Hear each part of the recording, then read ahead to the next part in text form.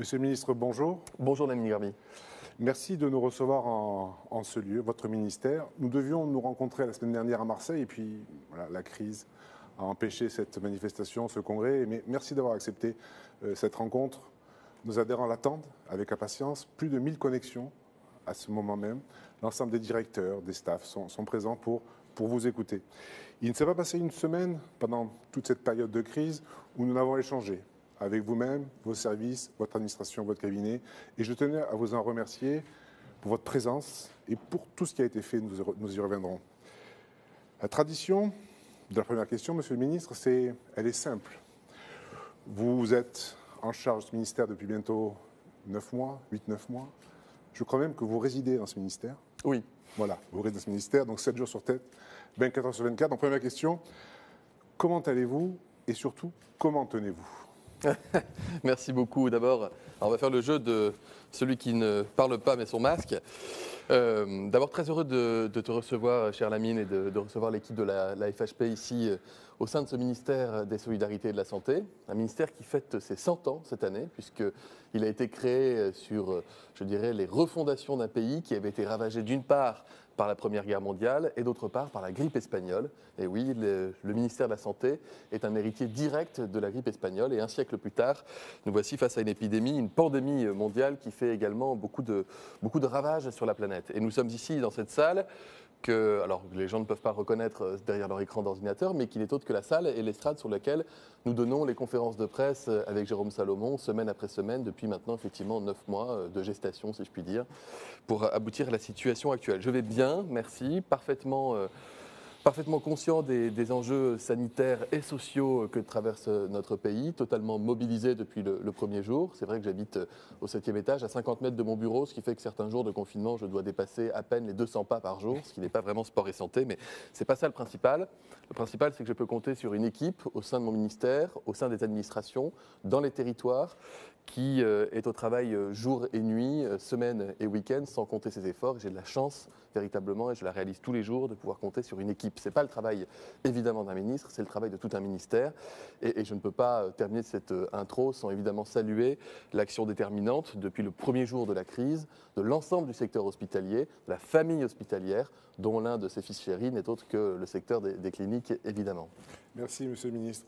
Alors, avant d'entrer dans le vif du sujet de la profession, une question que tous les Français se posent, tout le monde, aujourd'hui encore plus qu'hier, que va-t-il se passer après le 15 décembre ?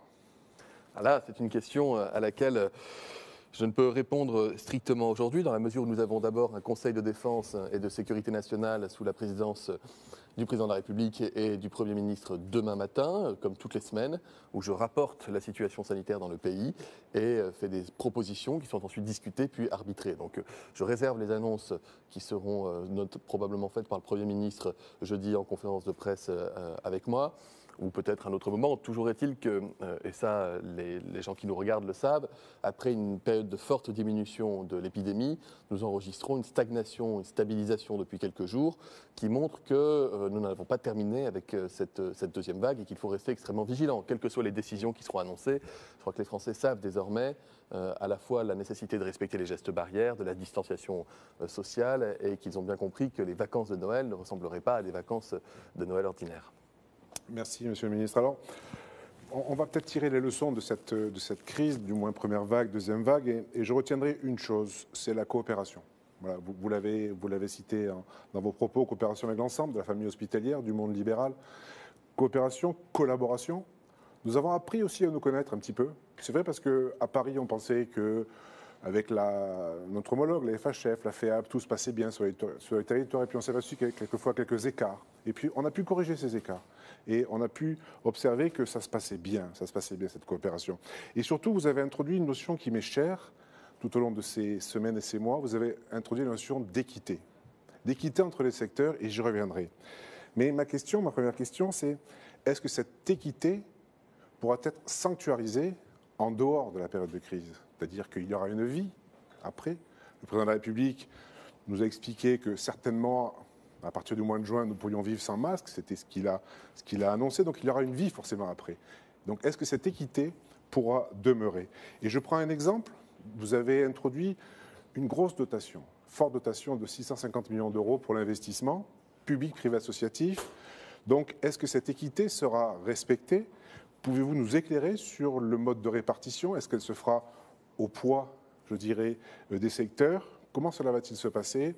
Et vraiment, nous sommes attachés à cette équité et aussi à cette transparence que vous avez instaurée. Alors, plusieurs enseignements que je garde de la gestion de crise depuis le premier jour. D'abord, effectivement, on est plus fort, vous êtes plus fort quand vous travaillez ensemble. Et le secteur privé, lucratif, privé non lucratif et le secteur public ont réussi à travailler ensemble. Ça paraît, j'ai l'impression d'enfoncer une porte ouverte en disant cela, mais vous et moi savons que ça n'a pas toujours été le cas. Et j'ai vu, en me déplaçant dans différents territoires, qu'il y avait des réunions de travail sincères auxquelles participaient à la fois les directeurs et les PCME des établissements privés, publics, lucratifs et non lucratifs, au service d'une même mission, bien soigner les gens et s'organiser dans la filière de soins pour que la biologie aille vite, qu'il y ait des lits qui soient libérés pour, je dirais, implémenter nos capacités de réanimation et de soins intensifs, parfois pour transformer, notamment dans le secteur privé, je l'ai constaté de visu, des lits de soins de suite et de réadaptation pour les transformer en lits non-Covid et ainsi libérer des lits non-Covid qui sont devenus des lits Covid, etc. Et cette coopération-là, honnêtement, elle est formidable à voir parce qu'elle montre que nous avons un système hospitalier qui marche encore mieux et qui est extrêmement solide, même dans des conditions drastiques comme celles que nous avons connues et continuons de connaître, lorsqu'elle marche ensemble. Partant de là, quel ministre serais-je si je vous disais « j'entends ça, mais on va quand même traiter différemment des gens à qui je demande de réaliser des missions ». Alors, les missions ne sont pas toutes identiques. Je ne confonds pas le secteur public, le service public et les établissements privés. Et il n'y a rien de péjoratif dans ce que je dis là. C'est qu'il y a certaines missions qu'on peut retrouver chez un acteur, qu'on retrouve moins dans d'autres, une organisation qui peut être différente, avec des stratégies territoriales qui sont aussi très distinctes. Mais j'ai été, vous savez, parlementaire et rapporteur général du budget de la Sécu, un député qui disait dans l'hémicycle, mais attendez les amis, il y a des cliniques privées qui remplissent quasiment toutes les conditions, voire toutes les conditions exigées pour faire partie du service public, etc. Donc moi, j'ai aucun problème avec ça. Je suis dans une vision très pragmatique des choses. Et donc, dès lors, il était totalement naturel pour moi, ça n'a pas toujours été évident dans les négociations que j'ai eues pour le Ségur, il était évident pour moi qu'en sortie de Ségur, le secteur privé, les salariés du secteur privé, les infirmières, les aides-soignantes, tout le personnel de ces établissements se verraient revalorisés, 160 et quelques euros net par mois pour tous les salariés. Cette équité me semblait indispensable. De la même manière, je n'ai pas hésité une seconde lorsqu'il a fallu compenser les surcoûts, les pertes de recettes pour les établissements de santé. On a la même règle pour l'ensemble des acteurs du système de santé. Sinon, on ne peut pas leur demander d'effectuer les mêmes missions et de travailler.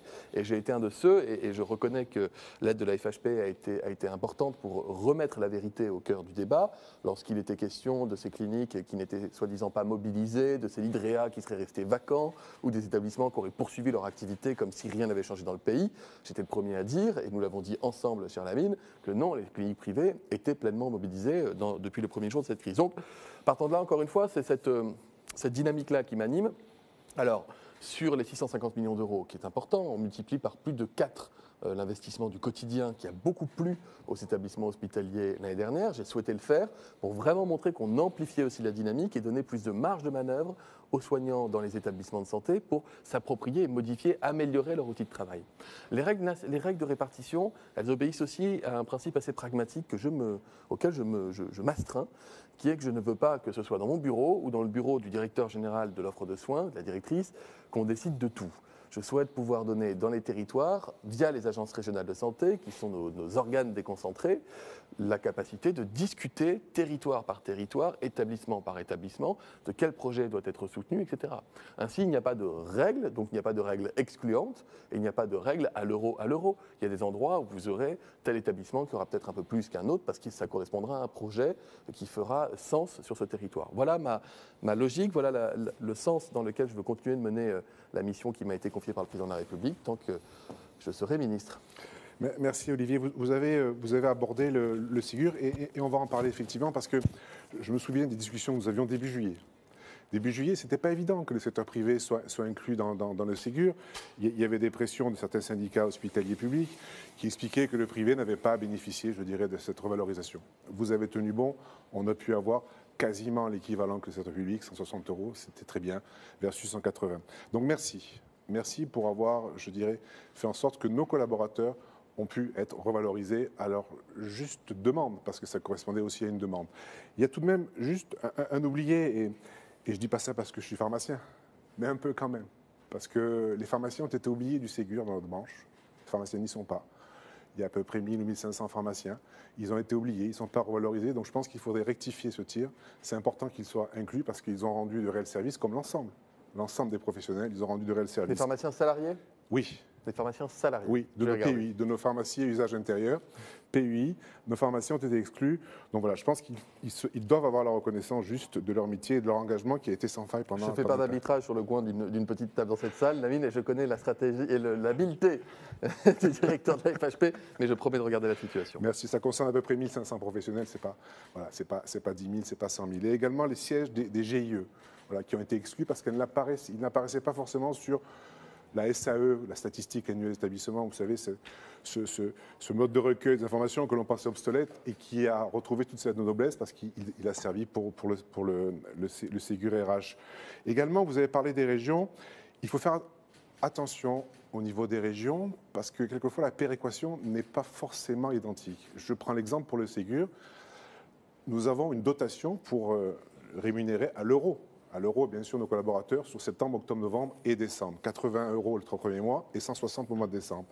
Et on s'est aperçu dans la péréquation régionale qui est complexe, qu'une aide-soignante de Lille, l'établissement aurait 900 € pour la rétribuer et une aide-soignante de Nice, 1050 €. Le seuil est à 1050 €. Donc certaines régions ont été sous-dotées. Je pense qu'il faudra revoir cette péréquation. Nous travaillons avec vos services.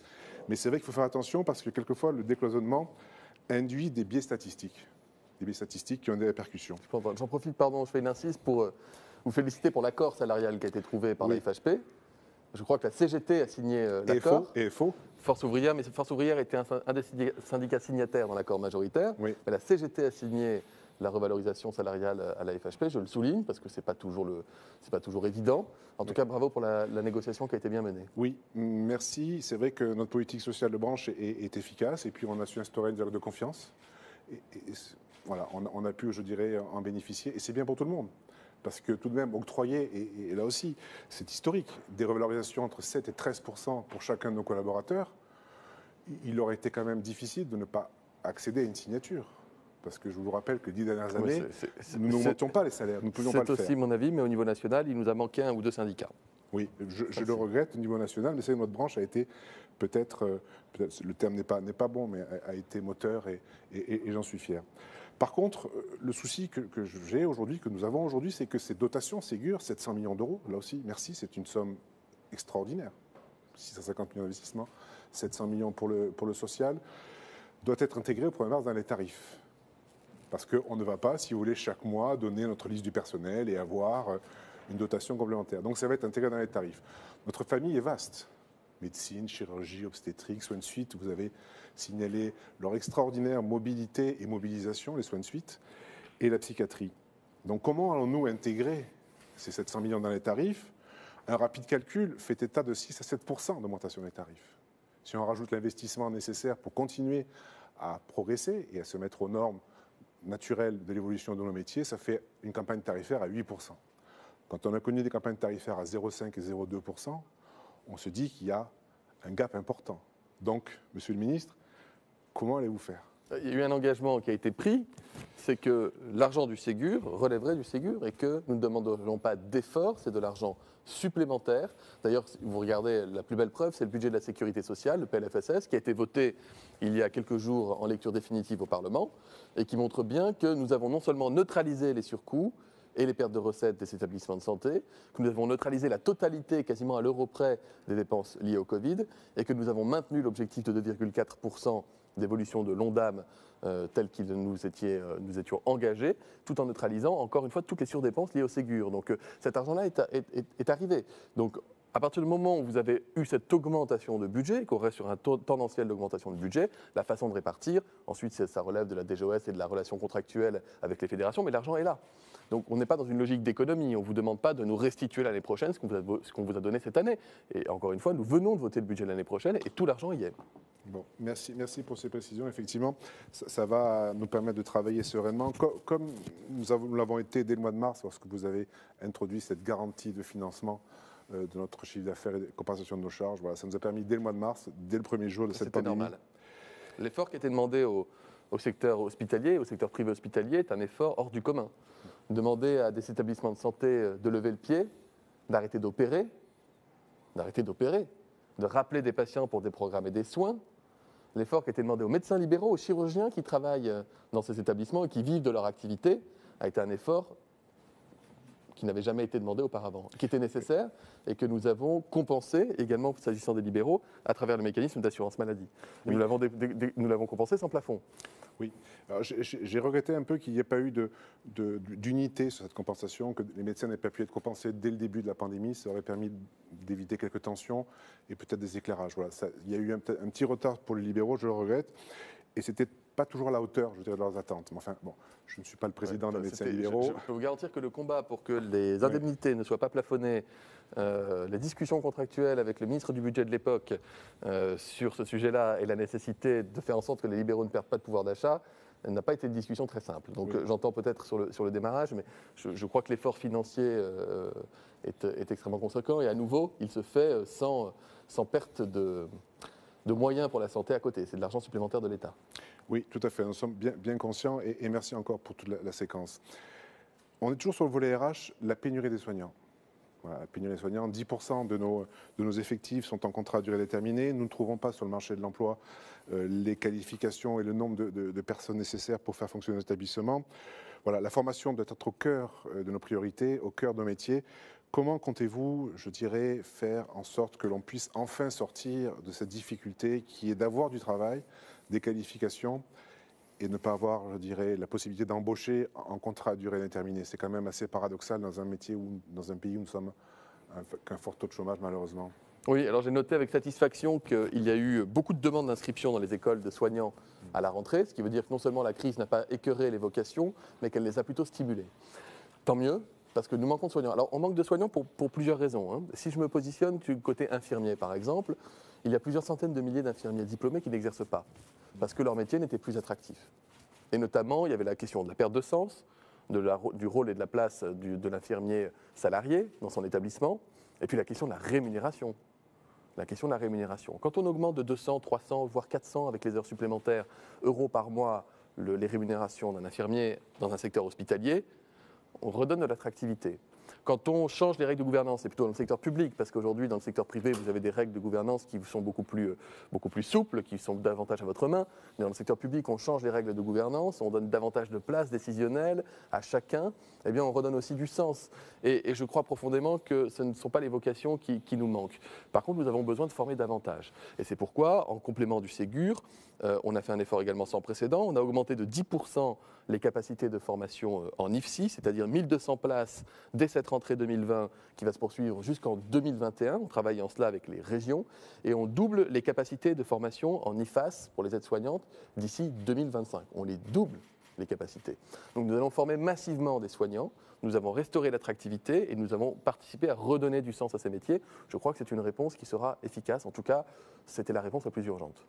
Merci. Autre sujet social qui agace un petit peu, qui tend nos relations, c'est le dossier des IBOD. Les IBOD. Voilà. C'est un dossier qui est complexe. Je ne nie pas la difficulté de ce dossier, mais on va essayer de le simplifier et puis vous allez voir, vous allez m'aider. Nous avons nos infirmières qui exercent dans de blocs opératoires depuis des années, et ça se passe très bien. 80% de nos infirmières de blocs opératoires ne sont pas IBOD. 80%. Donc, on demande quoi? On demande une chose simple. C'est qu'au 31 décembre, l'ensemble des infirmières exerçant en bloc opératoire, ayant un an d'ancienneté de pratique, des 9 actes, hein, je ne vais pas revenir sur ces actes-là, c'est 9 actes exclusifs, que l'ensemble de ces infirmières puissent être labellisées. On a vu pendant la crise de vos services des tutos, c'est un peu le terme à la mode aujourd'hui, des tutos pour les infirmières pour faire de la réanimation. 14 heures. Pas pour être infirmière réanimatrice. Pas pour être infirmière réanimateur. Bien sûr que non. Vous savez, quelquefois, je prends des raccourcis pour éclairer mon sujet. Raccourcis qui sont quelquefois des raccourcis, effectivement. Des tutos pour être infirmière de réanimation, avoir une connotation. Là, ça fait des années qu'elles sont dans nos blocs. On demande la labellisation de toutes celles qui sont en place au 31 décembre avec un an d'ancienneté. Et ne pas rentrer dans ce qu'on nous propose aujourd'hui, dans un décret numéro 1 qui labelliserait les 3 premiers actes, l'aspiration, etc., et un décret numéro 2 qui labelliserait les 6 autres actes. Ça va encore prendre des mois, voire des années, des tensions et surtout une incertitude juridique et réglementaire. Voilà, donc je vous demande une chose simple, qu'on labellise nos infirmières, qu'on parte sur de la formation. Il était prévu, avant la crise du Covid au mois de mars, une formation de 50 heures pour avoir, je dirais, une labellisation. Voilà, et qu'on sorte de ce dossier parce qu'il est anxiogène pour nos chirurgiens. Il ne se passe pas une journée sans que j'ai un chirurgien qui m'appelle et qui m'alerte.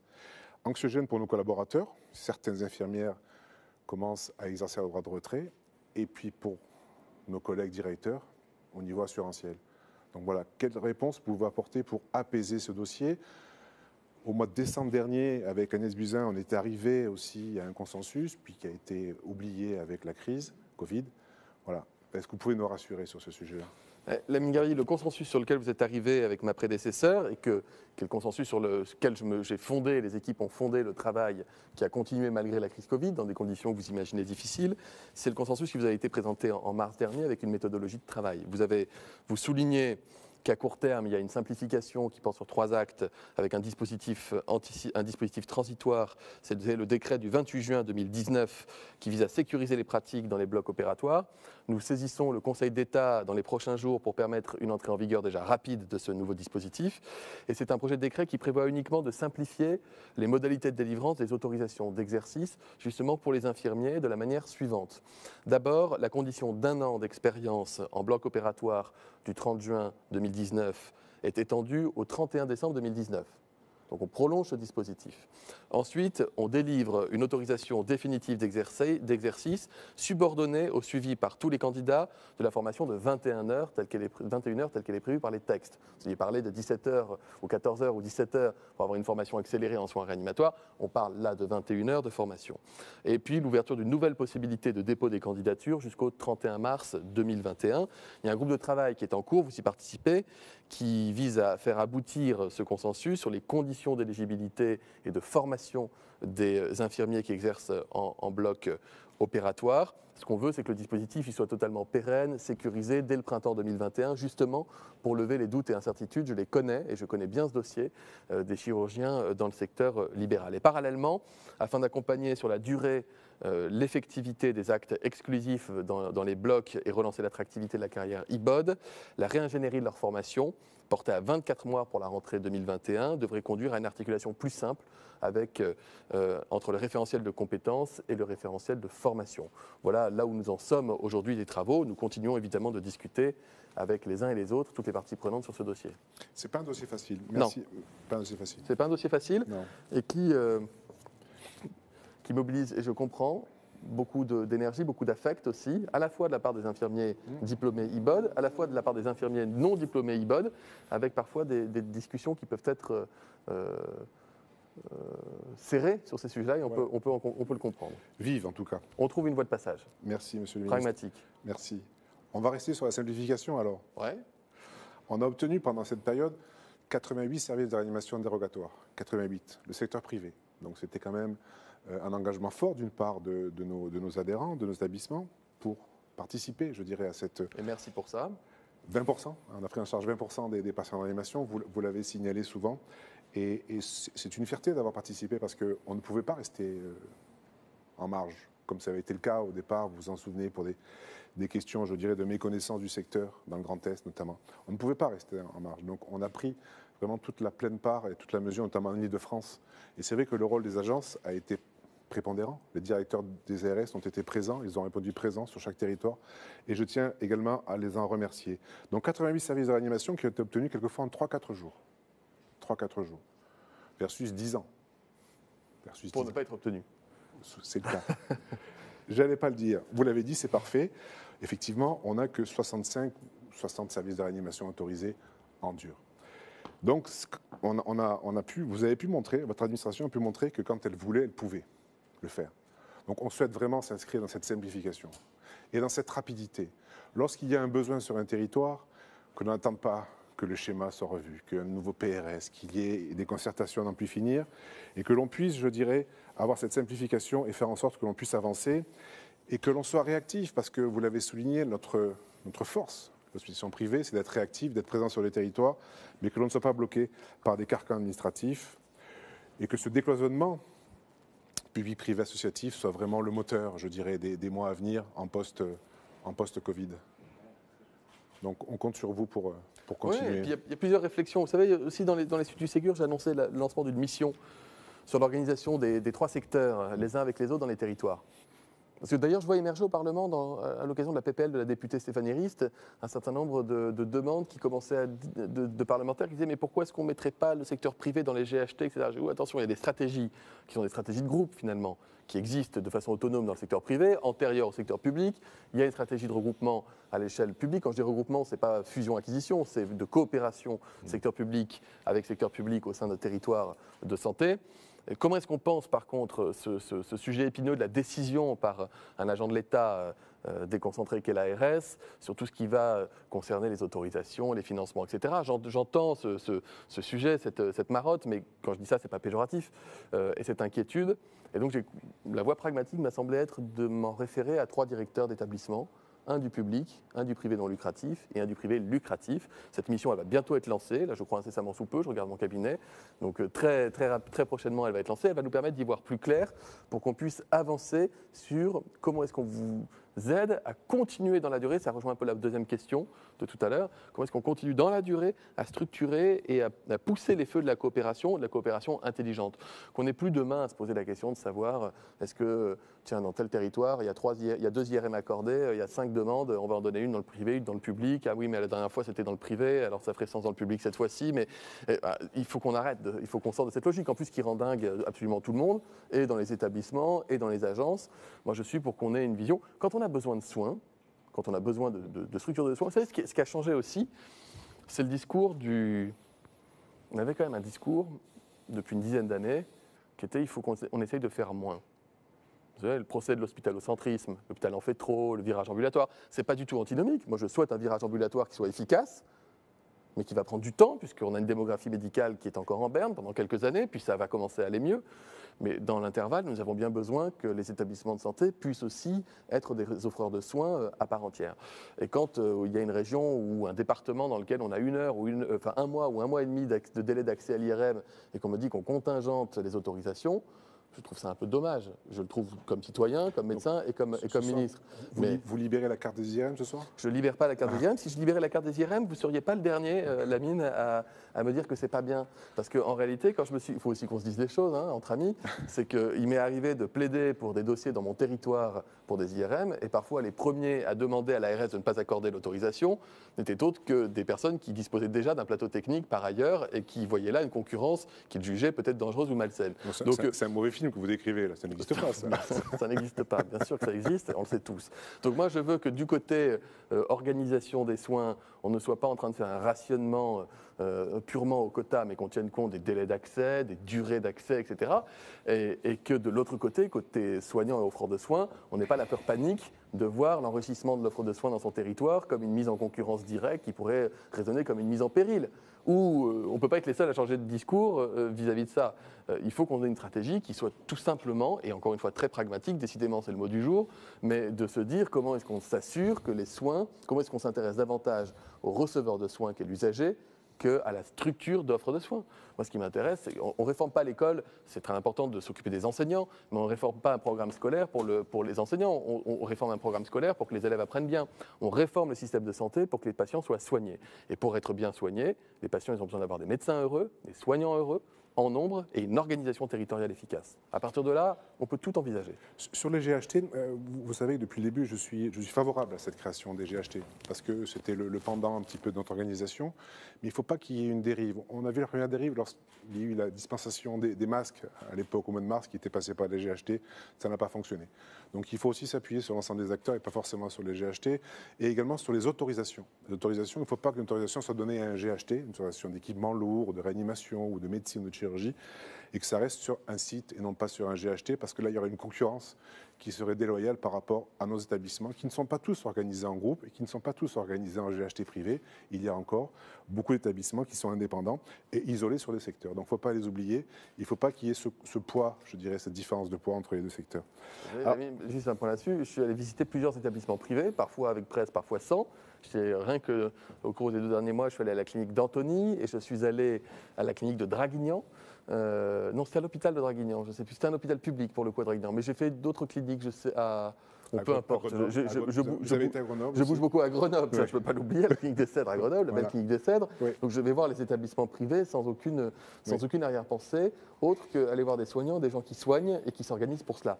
Donc voilà, à nouveau, le GHT, il vise aussi à permettre aux hôpitaux publics de penser à l'échelle territoriale, là où on était dans une logique qui était un peu trop cloisonnée. Il faut laisser un peu de temps aussi aux GHT pour se structurer, il faut leur laisser du temps pour donner du sens à ce que c'est qu'un GHT. Je constate encore souvent que les acteurs, les médecins ou les soignants sur le terrain ont un peu peur du GHT. Ils le voient comme une espèce d'objet qui va les contraindre, alors que ce n'est pas le cas. C'est plutôt comment est-ce qu'on coopère au sein d'un territoire pour sortir d'une logique de concurrence et aller vers une logique d'association et de coopération. Donc qu'on puisse penser à l'échelle GHT pour certains dispositifs, pour certaines dotations, ne me choque pas.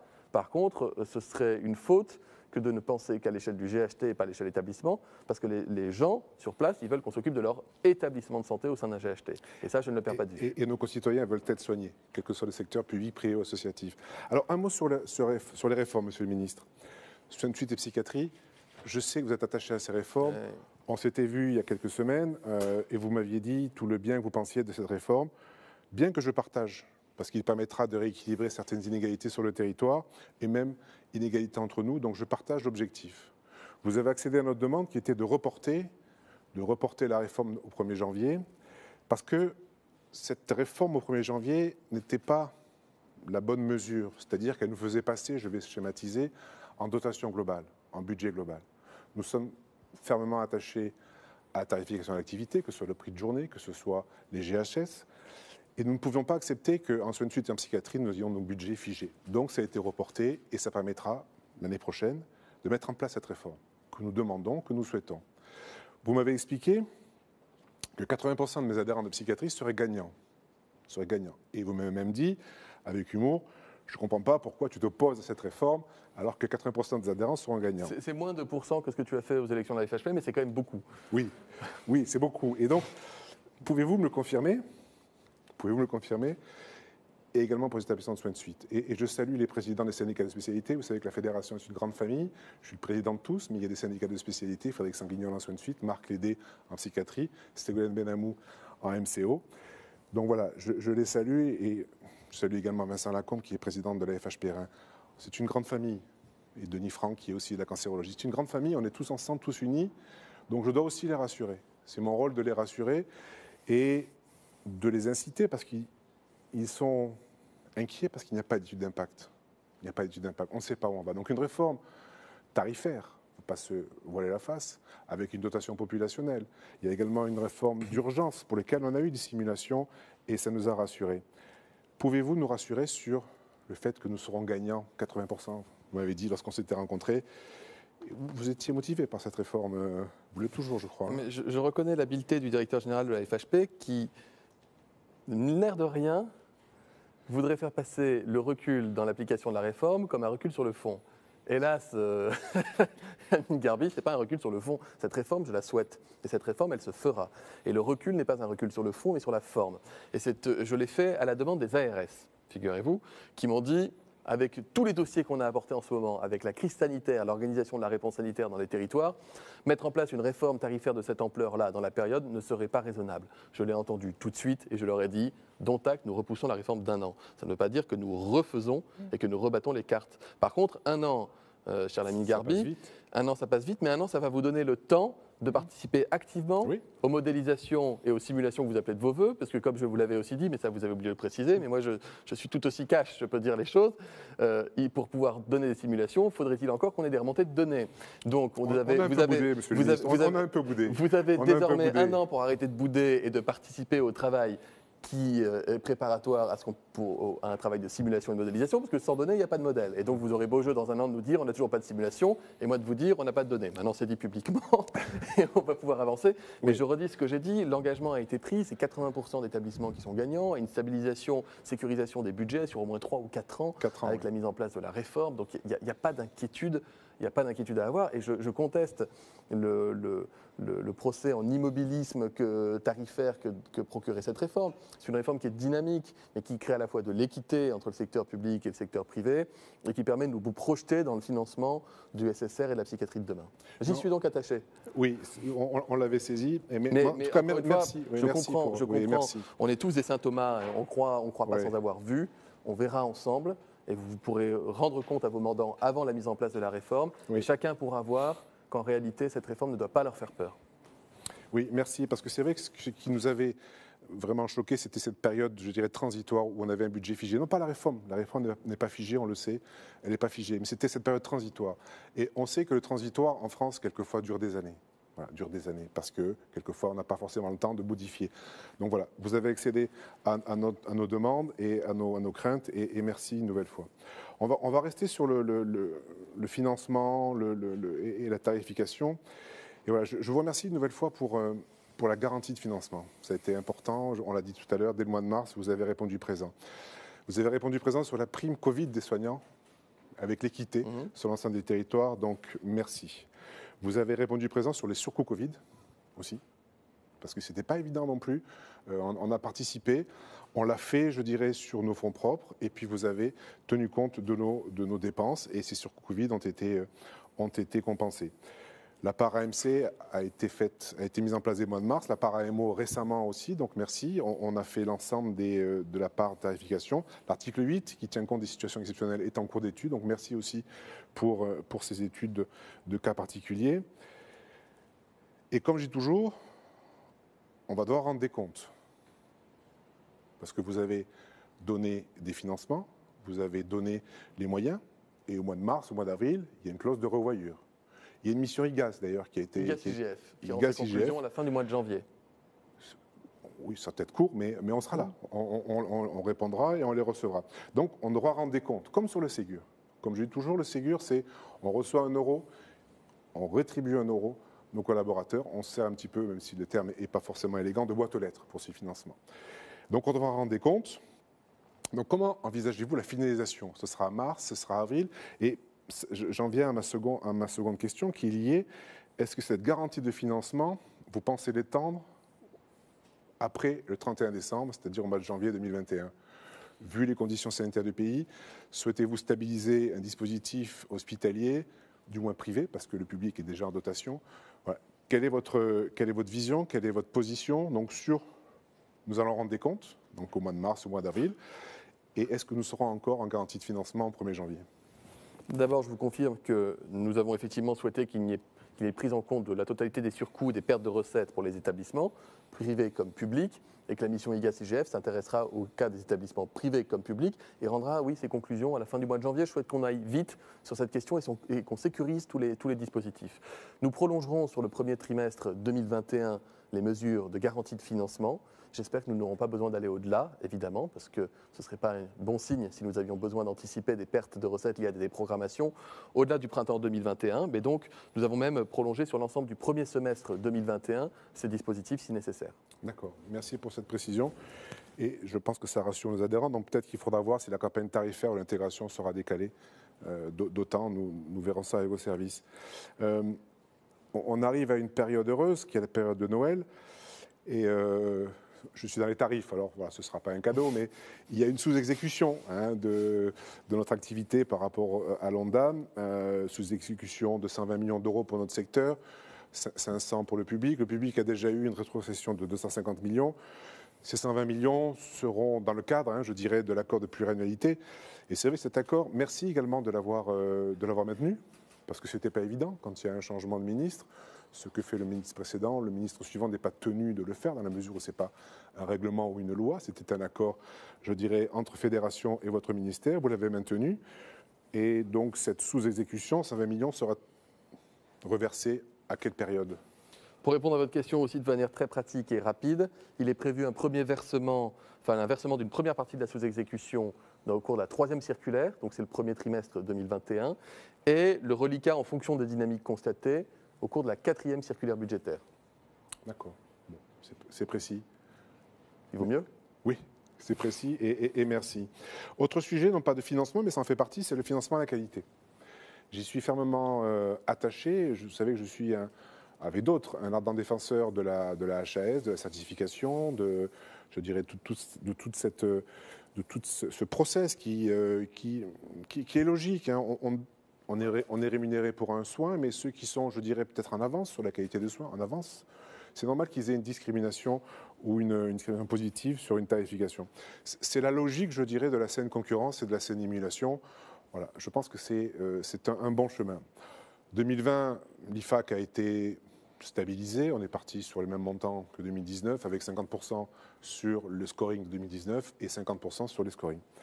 2021, je pense qu'il faut qu'on réenclenche. Parce que, bien sûr qu'il y a la crise, bien sûr qu'il y a la pandémie, bien sûr qu'il y a la lutte contre le virus, mais il y a aussi les soins, l'ensemble des soins. Et on s'aperçoit que lorsqu'il n'y a pas de, je dirais, de volonté ou de carotte, une carotte n'est pas le bon terme, mais de contrôle, certification, la certification a été arrêtée pendant une année, il faut qu'on reprenne le chemin de certification. Et il faut que l'on ait, je dirais, une poursuite de l'IFAC, avec peut-être des indicateurs allégés, plus simples, automatisés. Automatisés parce qu'aujourd'hui, c'est quand même compliqué de relever les indicateurs, automatisés, 4-5 indicateurs, et que le montant de 400 millions d'euros soit augmenté. 600, 700, 800 millions d'euros, vous étiez engagé sur 1 milliard. Voilà.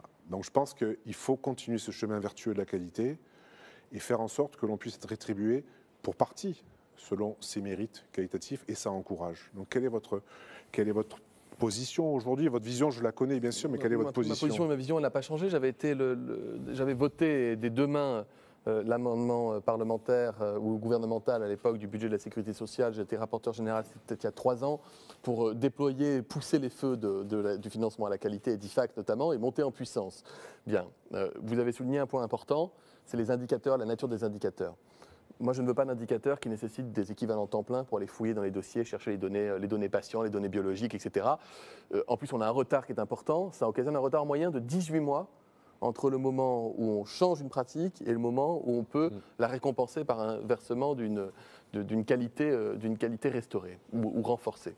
Donc je souhaite qu'on aille vers des indicateurs qui soient à la fois très fiables et qui soient automatisés avec, par exemple, traitement des bases de données SNDS. Et donc tout cela, c'est un chantier qui est important, qui est en cours, qui va aboutir bientôt. Nous avons pris, je le dis, pas du retard, mais du délai. Compte tenu de la crise sanitaire, je me voyais mal demander aux équipes mobilisées pour la gestion des lits de réa, des places et des évacuations sanitaires de continuer sur le peu de nuit qu'il leur restait pour dormir à travailler d'arrache-pied là-dessus. Néanmoins, moi j'y tiens énormément. Avec ces nouveaux indicateurs, on pourra monter en puissance et on pourra réorienter le financement à la qualité. Et donc plus de financement à la qualité, oui, mais un financement à la qualité qui soit davantage contemporain de la qualité telle qu'elle est évaluée et qui ne prennent pas de temps et d'énergie aux équipes. Donc on va continuer, je ne change pas la dynamique, et nous allons regarder pour le prochain budget de la Sécu quelle sera la hauteur du financement IFAC. Encore une fois, l'année 2020 était un peu particulière. Vous savez, c'est presque frustrant. Ça fait quelques années qu'on se connaît, ça fait quelques années que je fais de la politique de santé. J'avais fait un rapport sur le financement des hôpitaux. J'ai pris beaucoup de positions assez fermes sur un certain nombre de sujets. D'ailleurs, on l'a vu là dans la façon dont le secteur privé a été traité avec équité. Et donc, il y a forcément des choses qui ne sont pas des dadas, mais qui sont des choses auxquelles je crois fondamentalement. Et le financement à la qualité en fait partie. Donc, quand on arrive ici ministre, on a envie de tout faire à la fois. Et de fait, on lance énormément de chantiers à la fois. Je ne crois pas qu'on soit en reste. 5 semaines pour le Ségur et les accords salariales, 8 milliards d'euros, 650 millions d'euros d'investissement du quotidien, 13 milliards d'euros de reprise de dette, 6 milliards d'euros d'investissement, le plan numérique, la 5e branche. Enfin, je ne crois pas qu'en quelques mois, on est chômé. Donc, je suis en défensif là-dessus, mais parce que ça m'agace forcément qu'on ait pris un peu de retard. Mais ce retard, on va le rattraper et on pourra avancer et amplifier. Oui, merci. Quand on fait la rétrospection de tout ce qui s'est passé dans les 8 derniers mois, enfin, c'est assez incroyable. Vous avez cité les montants. L'aide au désendettement, on en a été un petit peu exclu. Bon, vous le savez, parce que c'était pour les établissements participant au service public hospitalier ou service public. On en a été un petit peu exclu. C'est pour ça que lors de la loi de 2014 de Marisol Touraine, je m'étais un petit peu ému de l'exclusion des cliniques privées du service public hospitalier. Et quelques années après, on s'aperçoit que j'avais finalement raison. Nous avions raison collectivement de nous opposer. Je me rappelle qu'on était dans la rue bruyamment avec nos collègues médecins. Accueil houleux à la convention de la FHP à l'époque à la Cité de la Mode. Voilà, c'est moi qui étais venu faire le SAV de ce truc-là. C'était Enfin, c'était ma première année de mon premier mandat. Je me souviens bien de ce moment. Mais vous savez, la reprise de dette concerne les établissements qui participent du service public hospitalier. Mais nous le faisons aussi quelquefois. Mais le statut nous empêche d'accéder. L'ensemble des établissements. Non, le Conseil d'État a été très clair sur la question. L'ensemble des établissements reconnus service public hospitalier peuvent bénéficier de la reprise de dette.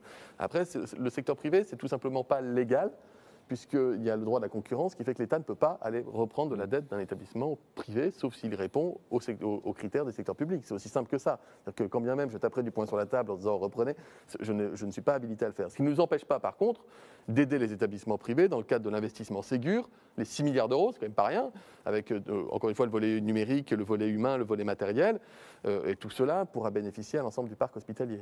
Oui, et puis sur le volet numérique, on est fiers que ce soit Dominique Pont, un établissement de fédération et ami qui s'occupe de ce volet numérique, et c'est vrai qu'on est fiers de... C'est un travail formidable. Voilà, ce 2 avec milliards Laura d'euros. Tourneau aussi. Voilà, c'est une très belle équipe sur les systèmes d'information belle numérique. équipe et un beau budget, ça permettra, je pense, d'avancer.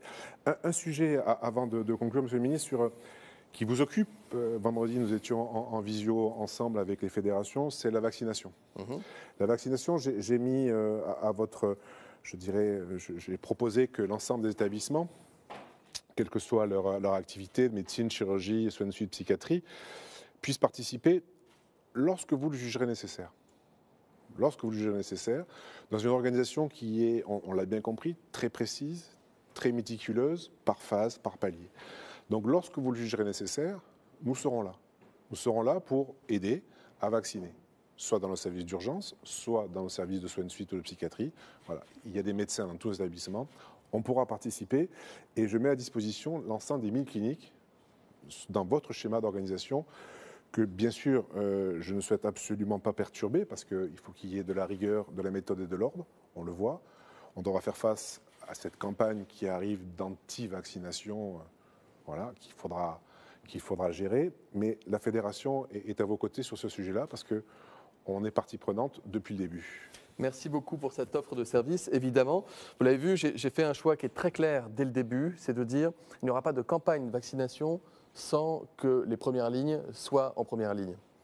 J'ai évacué l'option des vaccinodromes géants, j'ai évacué l'option des gymnases, et nous voulons quelque chose qui soit progressif, extrêmement sécurisé, et dans le combat pour la confiance, en tout cas dans le défi pour la confiance des Français, face à la méfiance, à la défiance vis-à-vis de la vaccination, encore plus vis-à-vis de ce vaccin, quelles qu'en soient les raisons.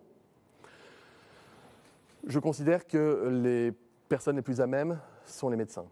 Et donc les médecins seront au cœur. Alors les médecins, les professionnels de santé élargis, puisque dans ces EHPAD, ce n'est pas les médecins qui feront l'injection, ce seront des infirmières sous la responsabilité d'un médecin, mais j'ai souhaité qu'il y ait une consultation médicale préalable, par exemple.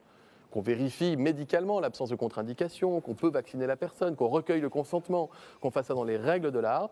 La première étape, c'est une étape très spécifique pour les établissements de santé, mais d'ailleurs qu'ils soient publics et privés, pour lesquels nous allons mobiliser les établissements de santé, je vous le confirme, et nous aurons également besoin sans doute de ressources humaines, et viendra le moment, lorsqu'on va commencer à diffuser la vaccination en médecine de ville notamment, où nous aurons besoin de toutes les bonnes volontés.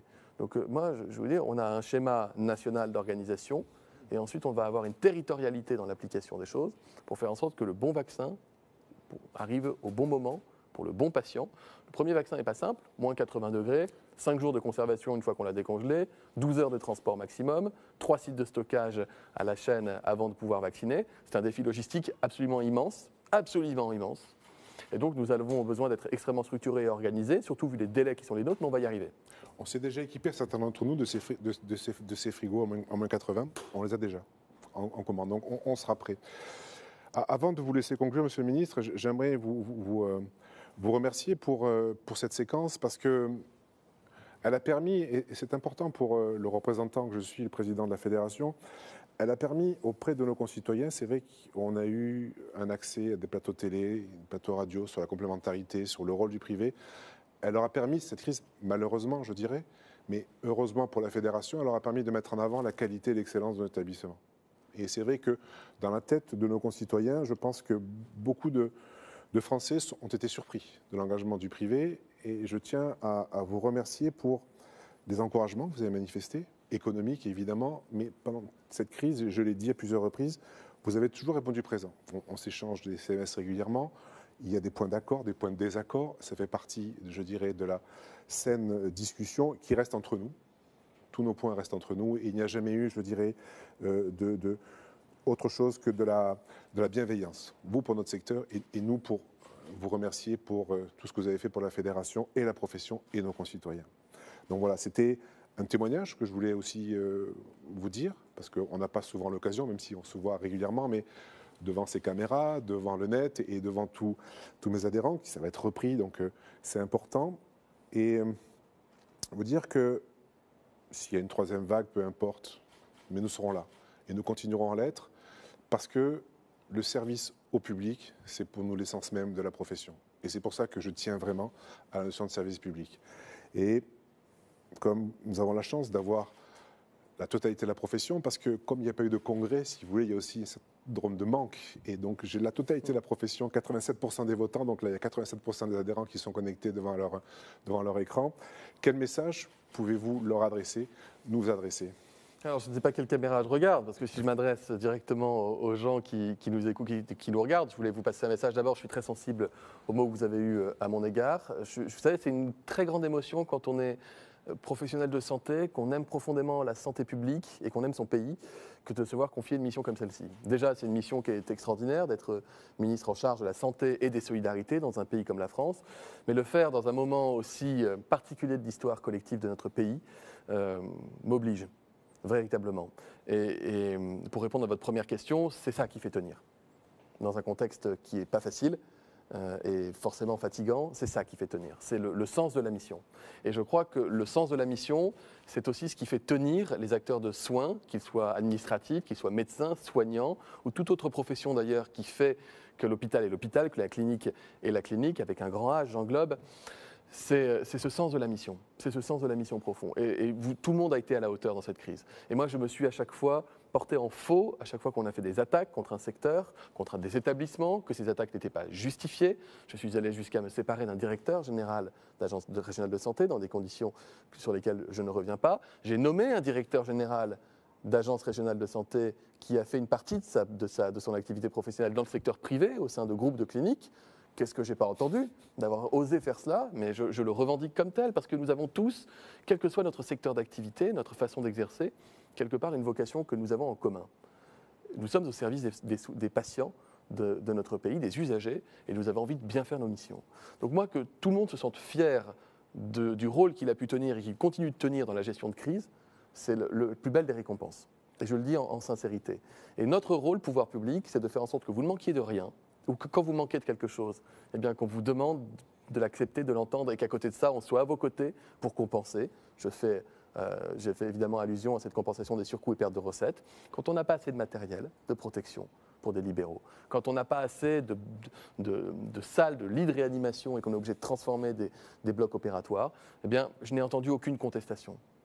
Je n'ai jamais entendu un établissement me dire « moi ça suffit, il est hors de question que je vide mes lits et que vous allez vous débrouiller sans moi ». Je ne l'ai jamais entendu, à aucun moment. À aucun moment. Et ça, je crois qu'on peut aussi en être fier. Et c'est pour ça que je voulais vous en dire merci pour ceux d'entre vous qui nous regardez. On va continuer de travailler. Des fois, on ne sera pas d'accord sur certaines réformes. C'est aussi ça, faire la politique. C'est qu'on fait de la politique pour l'intérêt général. Et parfois, ça peut contrevenir à des intérêts particuliers. C'est pas sale, c'est pas grave. Ce qu'il faut, c'est qu'on garde cette capacité de dialoguer ensemble et qu'on garde surtout la confiance qu'on peut se porter mutuellement pour savoir qu'au-delà des différences qui peuvent teinter nos prises de parole ou les décisions qui peuvent être les nôtres, au-delà de ces différences, on se fait confiance pour toujours agir, je dirais, dans l'intérêt du mieux. Voilà, en tout cas, c'est ce qui m'anime, c'est ce qui m'animait hier, aujourd'hui et demain. Donc, ravi d'avoir pu avoir cet échange direct. Je ne sais pas si c'est inédit ou si ça a déjà été fait dans ces conditions. C'est inédit. C'est sans filer quelques fiches techniques pour quelques chiffres et dates, mais c'est aussi ça, être passionné de santé publique, c'est qu'il faut pouvoir rebondir. C'est inédit, frustrant, parce que c'est vrai que d'habitude, il y a toujours 500, 600 personnes pour nous écouter et nous applaudir. J'en profite pour remercier, parce que la fédération, c'est une équipe, le 106, Christine Schibler qui est dans la salle.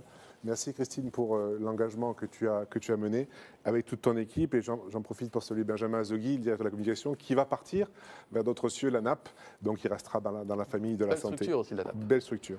Bon, normalement, on est 600 à vous applaudir, donc je vais vous applaudir et je vais regarder tous nos collaborateurs, tous nos amis, tous les directeurs, tous les adhérents qui vont aussi vous applaudir. Merci. Merci à vous aussi.